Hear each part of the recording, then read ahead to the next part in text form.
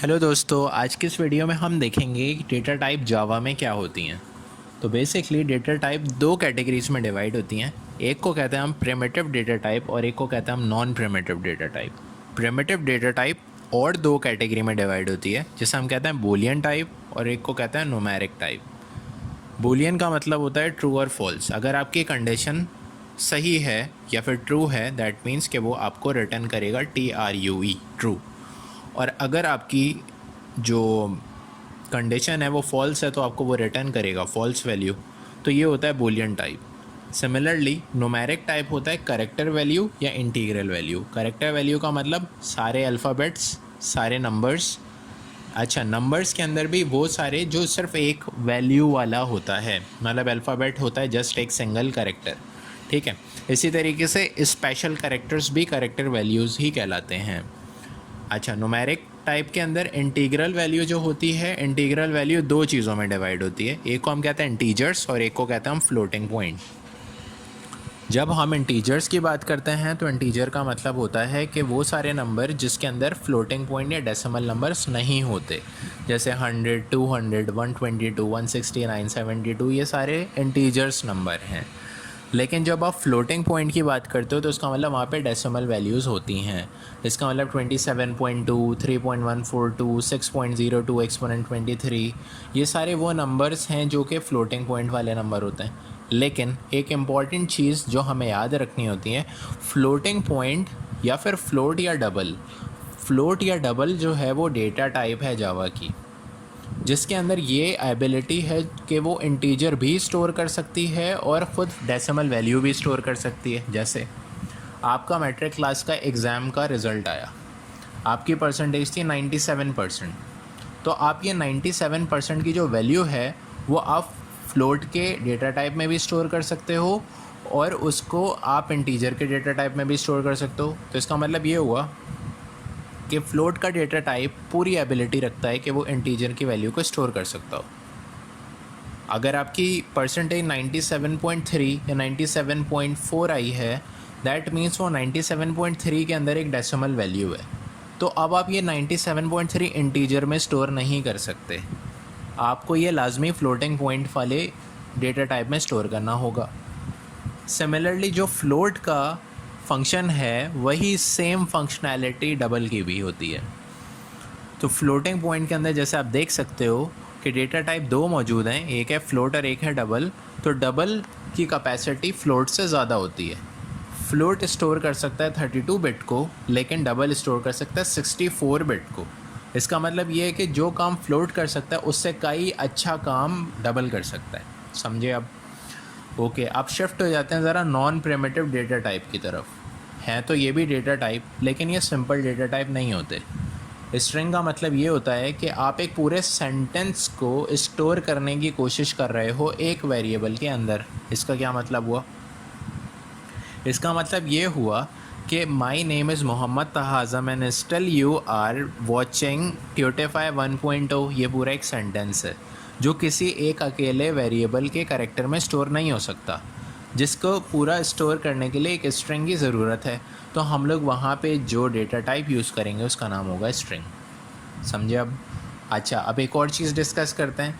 Late suppose कि हमने बहुत सारे नंबर्स जमा कर लिए, 10, 20, 30, 40, 50, 60, 70, 80, बहुत सारे नंबर्स, मल्टीपल्स नंबर हमने जो जमा कर लिए।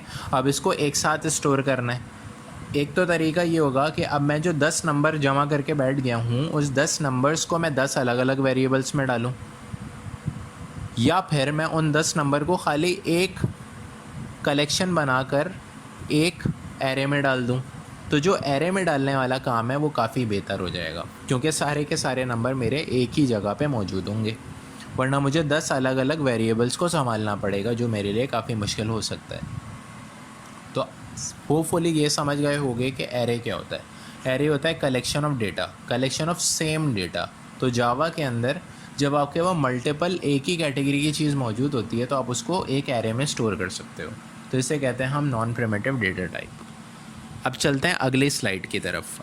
अगले स्लाइड में हम लोग ये डिस्कस करेंगे कि डेटा टाइप जो हमारे पास मौजूद होती हैं उनका रेंज क्या होता है।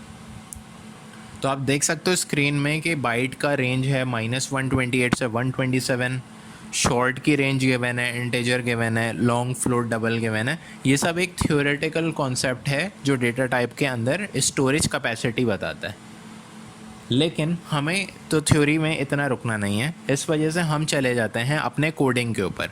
मैं आपको दिखाता हूँ किस तरीके से आप एरिया ऑफ सर्कल को प्रोग्राम डिज़ाइन कर सकते हो। तो अभी मैंने एक टेस्टिंग के लिए एरिया ऑफ सर्कल डिज़ाइन किया था जिसका आउटपुट ये सामने आ रहा है। फिल वक्त मैं इसे बंद कर देता हूँ और स्टार्टिंग से मैं आपको बताता हूँ। अब आपको एरिया ऑफ सर्कल जब कैलकुलेट करना है तो जाहिर सी बात है आपके पास एक वैल्यू होगी पाए की, एक वैल्यू होगी आर की। पाए मतलब कि जो हमारे पास वैल्यू होगी वो होगी 3.14, क्योंकि फार्मूला होता है एरिया ऑफ सर्कल का पाई आर स्क्वायर।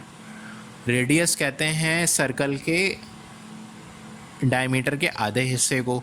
तो इसका मतलब ये हुआ कि अभी हम क्रिएट करने जा रहे हैं कैलकुलेट एरिया ऑफ सर्कल।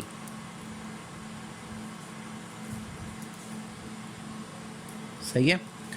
उसके लिए मुझे कुछ वेरिएबल्स चाहिए होंगे, तो मैं क्या करूँगा, डबल का एक डेटा टाइप लूँगा और एक वेरिएबल क्रिएट करूँगा जिसका नाम होगा पाई, और इसके अंदर एक वैल्यू को असाइन कर दूँगा जिसका वैल्यू होगा 3.142। अच्छा, अब ये वेरिएबल है, ये वैल्यू है, इसके बीच में आपको डालना होगा =, और इसके बाद आपको लगाना होगा सेमीकोलन। तो ये बन गया एक वेरिएबल जो कि एक वैल्यू को स्टोर करके बैठा है, जो है एक डेसिमल वैल्यू 3.142, और इसका डेटा टाइप है डबल। ऑल राइट, अब मुझे क्या करना है, मुझे एक इंटीजर चाहिए जो होगा रेडियस ऑफ सर्कल है मेरे पास सिर्फ 2। सही है। अब मुझे इन दो वैल्यूज़ से एरिया कैलकुलेट करना है सर्कल का। तो इसका मतलब है मुझे एक और वेरिएबल चाहिए होगा जो अपने अंदर एक फार्मूला स्टोर करके बैठेगा जो होगा एरिया। अब जो एरिया ऑफ सर्कल है उसका फार्मूला होता है pi multiply by r square. तो आर स्क्वायर को मैं लिख सकता हूँ आर मल्टीप्लाई बाय आर। समझ गए।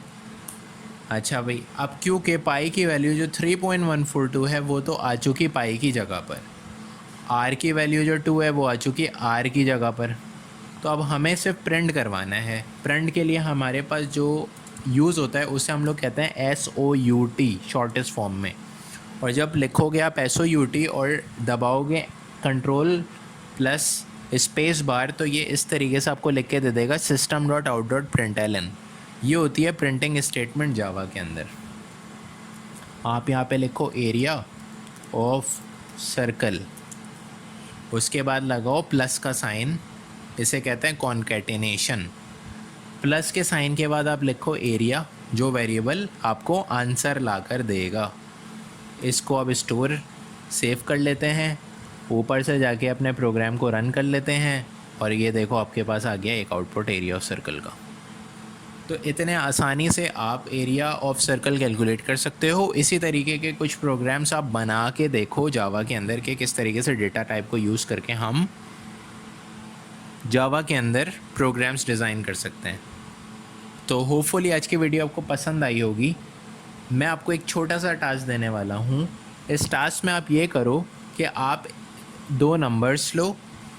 एक नंबर आप कह सकते हो कि आप एक लो x की वैल्यू जो होनी चाहिए 40, सिमिलरली एक लो y की वैल्यू जो होनी चाहिए 50, और एक लो z का वेरिएबल जिसके अंदर आप स्टोर करो x + y का आंसर, और प्रिंट करके आप जल्दी से कमेंट बॉक्स में आंसर शो करो कि आपका आंसर क्या बनता है।